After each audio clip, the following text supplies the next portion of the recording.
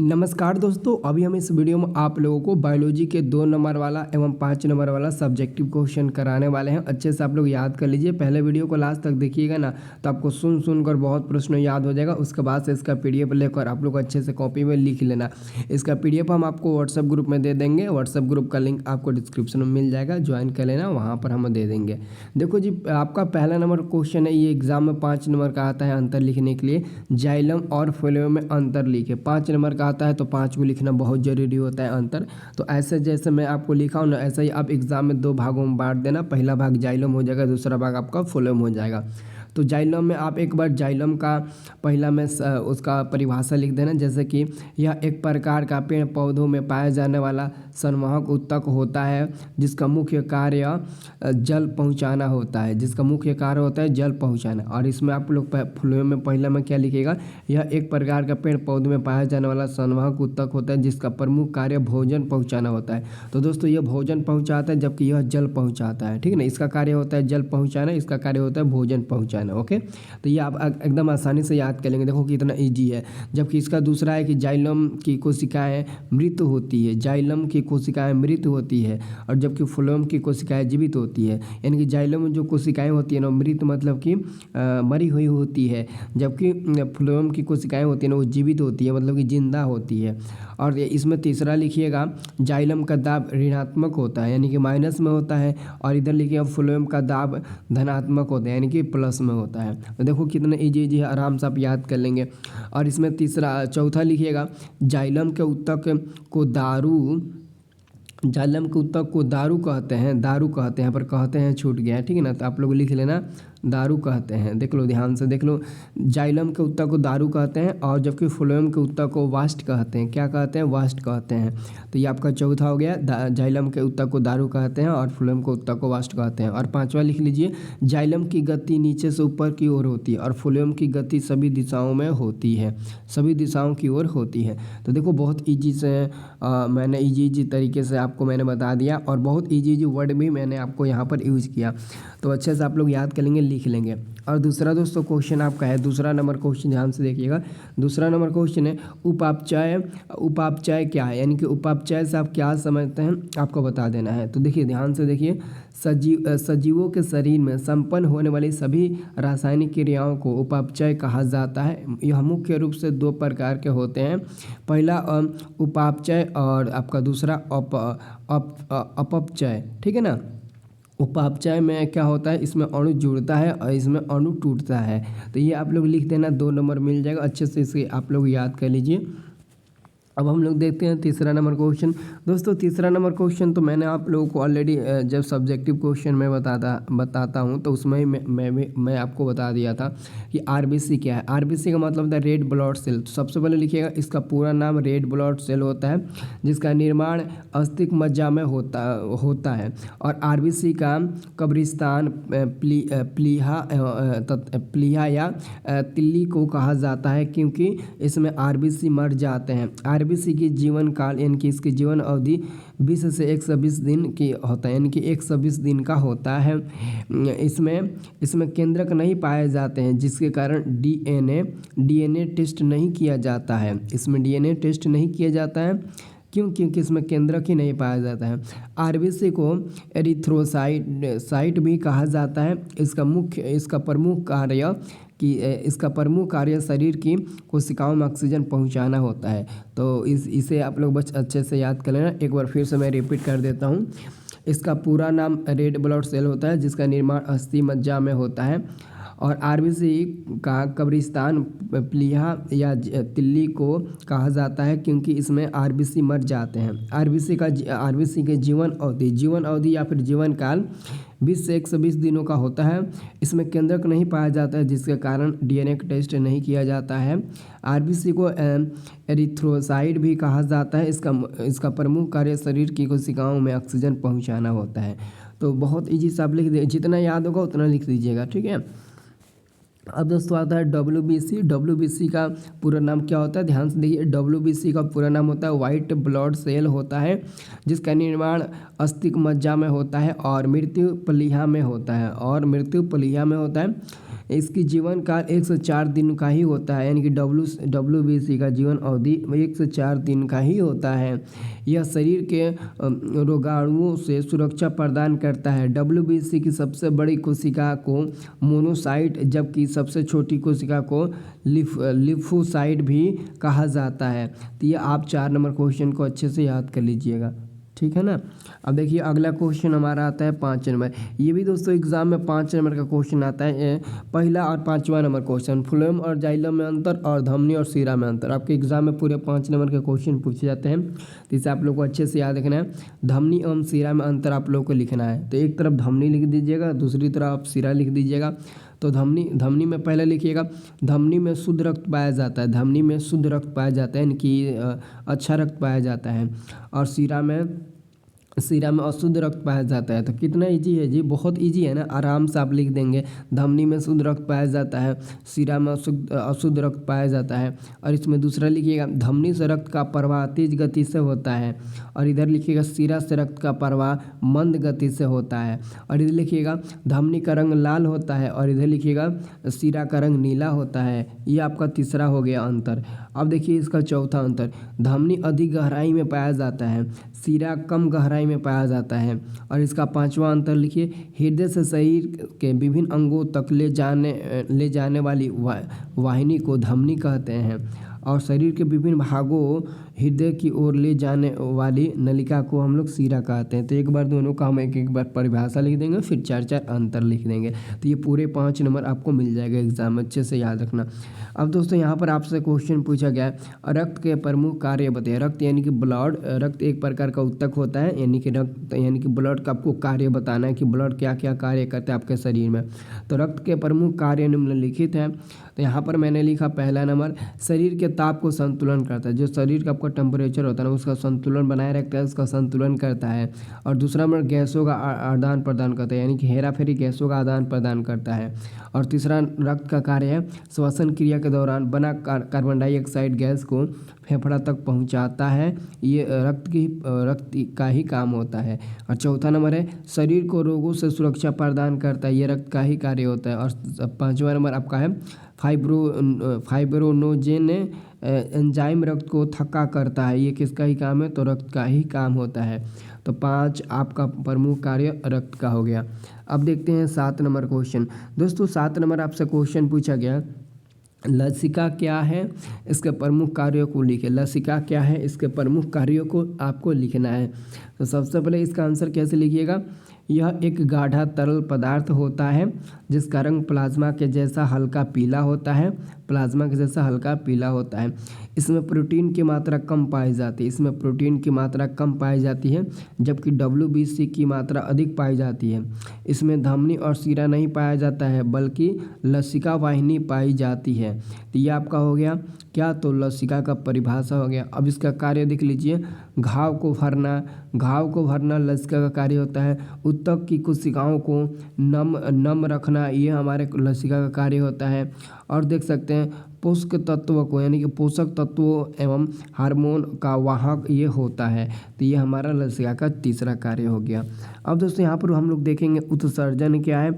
उत्सर्जन क्या है और मानव शरीर के प्रमुख उत्सर्जी अंगों का आपको नाम लिखना है। तो बहुत इजी है, आप आराम से लिख देंगे। ये तो एग्ज़ाम में 100% आता है, ये एग्ज़ाम में 100% आता है। और 2 नंबर का आएगा, 5 नंबर का ये नहीं आएगा। उत्सर्जन क्या है, मानव शरीर के प्रमुख उत्सर्जी अंगों का नाम लिखिए। उत्सर्जन क्या है, मानव शरीर के प्रमुख उत्सर्जी अंगों का नाम लिखिए। शरीर के द्वारा अपापचयी क्रिया के फलस्वरूप उत्पन्न गंदे पदार्थों को शरीर से बाहर निकालने की क्रिया को उत्सर्जन कहा जाता है। और मानव का प्रमुख उत्सर्जी अंग निम्नलिखित है, जैसे त्वचा हो गया, फेफड़ा हो गया, यकृत हो गया। इसके साथ साथ दोस्तों ब्रिक भी हो जाता है, ब्रिक भी होता है। ब्रिक भी आपका एक उत्सर्जी अंग होता है, ब्रिक जो उत्सर्जन से संबंधित होता है। तो आप चौथा नंबर में ब्रिक भी लिख सकते हैं, ठीक है। बहुत सारे होते हैं, लेकिन आप 2-4 लिख देना, आपका नंबर मिल जाएगा, ठीक है। अब देखिए अगला क्वेश्चन हमारा है, डायलिसिस मशीन क्या होता है। डायलिसिस मशीन क्या होता है, अभी इसमें आप पढ़ेंगे ना तो अच्छे से आपको पता चल जाएगा डायलिसिस मशीन क्या होता है। ये 9 नंबर प्रश्न है। तो डायलिसिस मशीन के बारे में हम लोग पढ़ते हैं।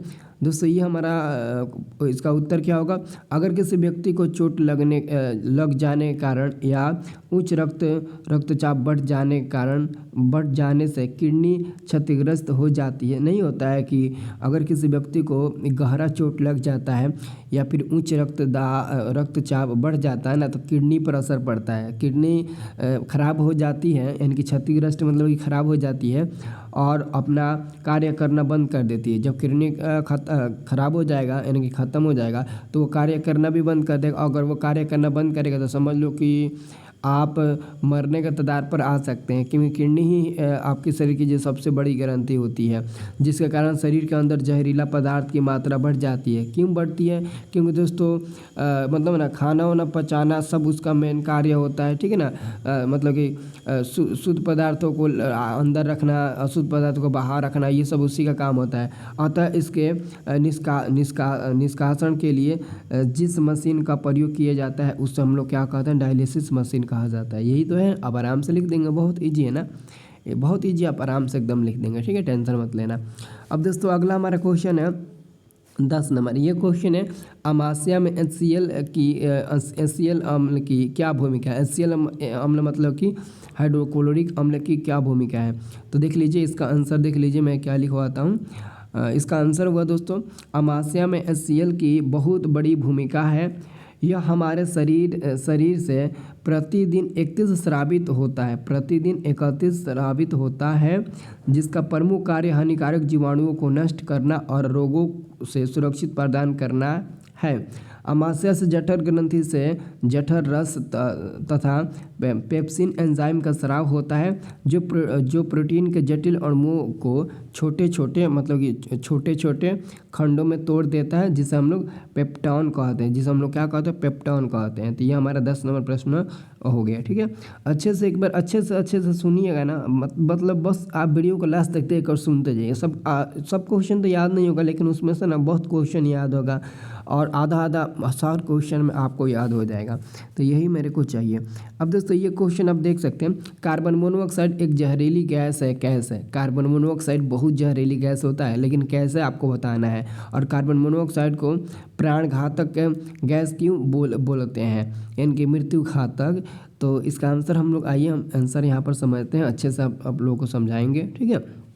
देखिए ध्यान से, यहाँ पर दोस्तों हमने लिखा कार्बन मोनोऑक्साइड को सबसे जहरीला गैस माना गया है, क्योंकि यह हीमोग्लोबिन से अभिक्रिया करके कार्बोक्सिलिक अम्ल का निर्माण करते हैं। हीमोग्लोबिन से अभिक्रिया कर कार्बोक्सिलिक अम्ल का निर्माण करते हैं। यह शरीर की कोशिकाओं तक ऑक्सीजन को ले जाने से रोकता है। ऑक्सीजन के अभाव में व्यक्ति का मौत हो जाता है, जिसके कारण इसे प्राणघातक गैस भी कहा जाता है। वाह क्या बात है, बहुत बढ़िया, ये आंसर आपके लिए है। इतना बढ़िया आंसर तो हमको लगता नहीं है कि अभी तक कोई दे पाएगा, ठीक है। तो अच्छे से आप लोग इसे याद कर लेना, ये बहुत इंपॉर्टेंट क्वेश्चन बने। अब दोस्तों हमारा आ गया दोस्तों हार्मोन क्या है।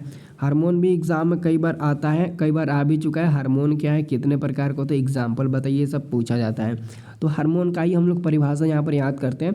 हार्मोन एक जटिल कार्बनिक पदार्थ है। हार्मोन क्या होता है? हार्मोन एक जटिल कार्बनिक पदार्थ है जो सजीवों में होने वाली विभिन्न जैविक रासायनिक क्रियाओं जैसे वृद्धि एवं विकास, प्रजनन आदि का नियंत्रण करता है। हार्मोन को ग्रंथिरस भी कहा जाता है। यह कोशिकाओं तथा ग्रंथियों से स्रावित होता है, ठीक है ना। बस ये आप लोग लिख देना। और हार्मोन का एग्जाम्पल क्या होगा, जैसे आपका हो गया जिब्रेलिन हो गया, इथाइलिन हो गया, बहुत सारा होता है, आप लोग लिख देना, ठीक है। चलिए अगला क्वेश्चन देखें ना। अगला क्वेश्चन हमारा होता है 13 नंबर। ये क्वेश्चन है पादप हार्मोन क्या? पादप हार्मोन, दोस्तों पादप हार्मोन बताना है आप लोगों को क्या होता है। तो ध्यान से देखिए, मैं पादप हार्मोन के बारे में बता रहा हूँ।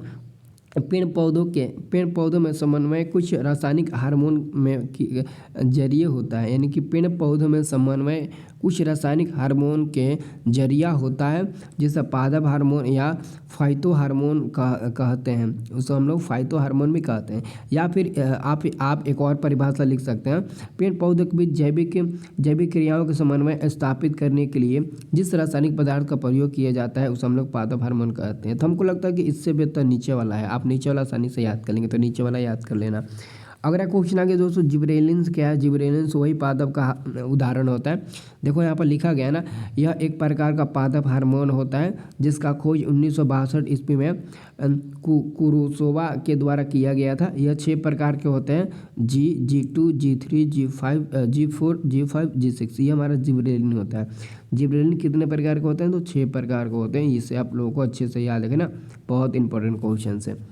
अब दोस्तों अगला क्वेश्चन है कि प्रमुख इसका कार्य बता देना है। इसका प्रमुख कार्य भी बताना है ना। इसका प्रमुख कार्य देख सकते हैं दोस्तों, पौधे बौना पौधा को लंबा करना। जो छोटे छोटे पौधे होते हैं ना, जैसे उसको बौना बोलते हैं। जैसे लोग भी बौने होते हैं छोटे छोटे, तो छोटे छोटे पौधों को बड़ा बड़ा पौधों में तब्दील करना, बड़े बड़े पौधों में परिवर्तित कर देना, ये हमारा किसका कार्य होता है, तो जिबरेलिन्स का कार्य होता है।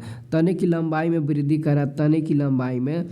करना, बीज की अंकुरण में सहायता करना, बीज रहित फल का विकास करने में सहायता करना, पत्ती को चौड़ा एवं मोटा करने में सहायता करना। ये सब का सम इसी का काम होता है। तो बहुत अच्छे से आप लोग लिख लीजिएगा। अगला दोस्तों है हमारा क्लोरोफिल क्या है और यह पौधों के किस भाग में पाया जाता है। ये बहुत इंपॉर्टेंट क्वेश्चन आपका बना। क्लोरोफिल क्या है, यह पौधे के किस भाग में पाया जाता है। तो दोस्तों हम लोग उत्तर लिखेंगे, यह एक प्रकार का वर्णक होता है जिसकी उपस्थिति में पेड़ पौधा प्रकाश संश्लेषण क्रिया को संपन्न करते हैं। यह पौधे के मीसोफिल कोशिका में पाया जाता है। इसके कारण पत्ती का रंग हरा होता है। यहाँ पर की काट देना, इसी के कारण पत्ती का रंग जो है ना वो हरा होता है। अब दोस्तों मैं बता दूं, एग्जाम में क्वेश्चन आपके ऑब्जेक्टिव में पूछा जाता है कि पत्ती का हरा रंग क्यों होता है, तो क्लोरोफिल वर्णन के कारण। तो आप लोग क्लोरोफिल ही नाम बताना, क्योंकि क्लोरोफिल के कारण ही पत्ती का रंग हरा होता है। तो एक बार फिर पढ़ लीजिए, यह एक प्रकार का वर्णक होता है जिसकी उपस्थिति में पेड़ पौधे प्रकाश संश्लेषण क्रिया को संपन्न करते हैं। यह पौधे को मेसोफिल कोशिका में पाया जाता है और इसके कारण पत्ती का रंग हरा होता है। तो बस ये लिख देना, 2 नंबर आपका फिक्स हो गया। अब दोस्तों ये क्वेश्चन आ गया आपका मुकुलन क्या होता है दोस्तों, मुकुलन क्या होता है। तो यहाँ पर आप लोग को लिखना पड़ेगा, अलैंगिक जनन की वह विधि जिसमें जीव के शरीर से उभार निकलता है जिसे मुकुलन या कली कहते हैं। मुकुलन या कली नहीं, मुकुल कहते हैं। मुकुलन नहीं बल्कि मुकुल है। एक बार फिर से पढ़ लीजिए, अलैंगिक जनन की वह विधि जिसमें जीव के शरीर से उभार निकलता है जिसे मुकुल या कली कहते हैं, और मुकुल से नए जीव का निर्माण होना ही मुकुलन कहलाता है। जैसे हाइड्रा ईस्ट क्या है, तो आपका मुकुलन के एग्जाम्पल हो जाएंगे, इसे याद रखना। अब दोस्तों यहाँ पर लैंगिक जनन के गुण को लिखना है। 17 नंबर क्वेश्चन है, लैंगिक जनन के गुणों को लिखिए। तो लैंगिक जनन के गुण देख लीजिए, इसमें शुक्राणु भाग लेता है, इसमें अंडाणु भाग लेता है, और इसमें निषेचन क्रिया होती है। इसमें संपन्न संतान अनुवांशिक रूप से जनक के समान होता है। यह जटिल प्रक्रिया होती है। इसमें युग्मक का निर्माण होता है। इसमें 2 विपरीत लिंग वाले जनक भाग लेते हैं। तो हमारे ये 17 का 7 गुना मैंने आपको गुण बता दिए। गुण मतलब कि प्रॉपर्टी से होता है, उसका क्या क्या गुण हो सकता है, कैसे काम करता है, क्या होता है क्या नहीं, बस उसी के बारे में लिख देना है। अब आप लोग को बताने वाला है 18 नंबर क्वेश्चन। ये भी एग्जाम में 5 नंबर का 2 नंबर का आ सकता है, ठीक है, अच्छे से याद कर लीजिए। आपका क्वेश्चन है 18 नंबर कि शुक्राणु और अंडाणु में स्पष्ट अंतर लिखें। यानी कि शुक्राणु और अंडाणु में अंतर स्पष्ट आपको करना है। तो एक तरफ शुक्राणु लिख लीजिएगा, दूसरी तरफ अंडाणु लिख लीजिएगा। तो शुक्राणु में पहले लिखिएगा, शुक्राणु का निर्माण वृषण में होता है और अंडाणु का निर्माण अंडाशय में होता है। याद रखना, शुक्राणु का निर्माण कहाँ पर होता है, तो वृषण में होता है, और अंडाणु का निर्माण कहाँ पर होता है, तो अंडाशय में होता है। इसे बनने में अपेक्षाकृत कम समय लगता है, यानी कि शुक्राणु को बनने में कम समय लगता है, जबकि इससे बनने में शुक्राणु की अपेक्षा ज़्यादा समय लगता है। मतलब कि सिंपल में कह सकते हो, इससे बनने में अधिक समय लगता है, इससे बनने में कम समय लगता है। आप ऐसा भी लिख सकते हो, आपका गलती आंसर नहीं माना जाएगा। तीसरा लिखिएगा, इसका आकार छोटा होता है, इसका आकार बड़ा होता है, यह चलनशील होता है, यह स्थिर होता है। बस ये आपका 4 हो गया। इसमें से ये क्वेश्चन एग्जाम में 2 नंबर का पूछेगा ना, तो बस ये छोटा छोटा वाला 2 याद कर लीजिए, आपका 2 नंबर मिल जाएगा। क्योंकि 2 नंबर का पूछेगा 2 ही को लिखना, ठीक है। आपका 2 नंबर का 2 गो अंतर आपको 2 नंबर दिला देगा।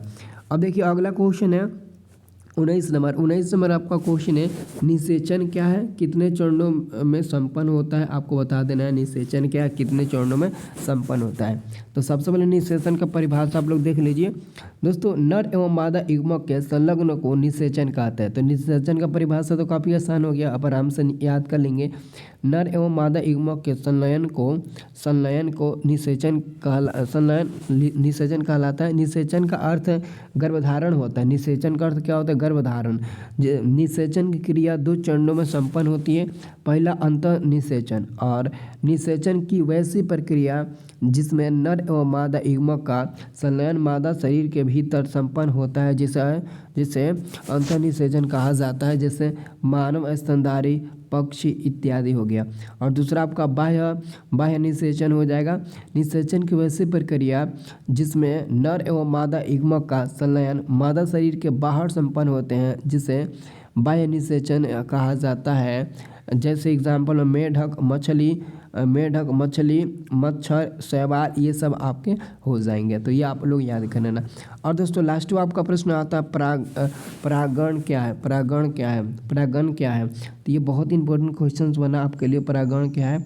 तो याद रखिएगा, ये न है ना, न को आप रण भी लिख सकते हो, ठीक है ना, न को रण भी लिख सकते हो। एग्जाम में आएगा ना रण, तो समझ जाना वही क्वेश्चन है। तो परागण क्या है, तो लिखना आप लोग इसका आंसर, जब किसी पुष्प का परागकण निकलकर किसी दूसरे पुष्प या फिर किसी दूसरे पौधे के पुष्प तक पहुंचता है, तो इस प्रक्रिया को परागण कहते हैं। परागण की क्रिया 2 विधियों द्वारा होती है। पहला स्वपरागण और दूसरा परपरागण। तो ठीक है ना, तो ये आपका 2 हो गया। और मैंने आप लोगों को 20 VVI बायोलॉजी का सब करा दिया सब्जेक्टिव क्वेश्चन। यहाँ पर आपको 2 नंबर वाला, 5 नंबर वाला भी प्रश्न देखने को मिल गया। और मैं आपको इतना गारंटी देता हूँ कि इसी में से सब क्वेश्चन पूछेगा। अब इस 100% में आपको पूछेगा, यहाँ से याद रखना। और PDF कहाँ पर मिलेगा, तो हमारे व्हाट्सएप ग्रुप में चले जाइए, वहाँ पर आपको इसका PDF मिल जाएगा। ओके।